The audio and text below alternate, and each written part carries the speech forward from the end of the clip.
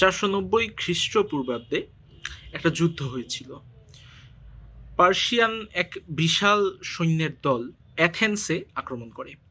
Athens এবং Sparta তখন ছিল তৎকালীন গ্রিক সাম্রাজ্যের দুইটা প্রধান নগর রাষ্ট্র। তো যখন অ্যাথেন্সকে আক্রমণ করা হয়, অ্যাথেন্সের রাজা যে ছিল প্রথম দারিউস, সে ওই যুদ্ধ লড়ার জন্য প্রস্তুতি নিতে থাকে। এখন শুধু অ্যাথেন্সের সৈন্য দিয়ে তো ওই যুদ্ধ লড়া সম্ভব না, যেহেতু খুবই বিশাল একটা সৈন্য পাঠাচ্ছে পারস্য। তাই সে ফিরিপিডিস নামে এক মানুষকে অ্যাথেন্স থেকে স্পার্টাতে পাঠায়। ফিরিপিডিস সেই সাহায্যের বার্তা নিয়ে 2 দিনে 240 মাইল দৌড়িয়ে চলে যায় স্পার্টাতে, এবং স্পার্টাতে সে সাহায্যের বার্তা পৌঁছায় এবং আবার সে দৌড়িয়ে চলে আসে অ্যাথেন্সে। আবার অ্যাথেন্সে এসে সে আবার 40 কিলোমিটারের দৌড় দিয়ে চলে যায় যুদ্ধক্ষেত্রে। ওই যুদ্ধক্ষেত্রটা একটা খুবই স্ট্র্যাটেজিক জায়গা ছিল। দারিউস খুবই কৌশলের সাথে পারস্যের যে সেনাবাহিনী তাদের মোকাবিলা করার জন্য ওই স্পটটা বেছে নিয়েছিল।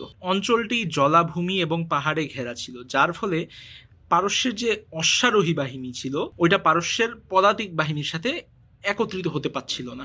এর ফলে গ্রিক যে নগর রাষ্ট্র ছিল অ্যাথেন্স এবং স্পার্টা, তারা একটা অ্যাডভান্টেজ পেয়ে যায় পার্সিয়ানদের এত বড় একটা সেনাবাহিনীর বিপক্ষেও।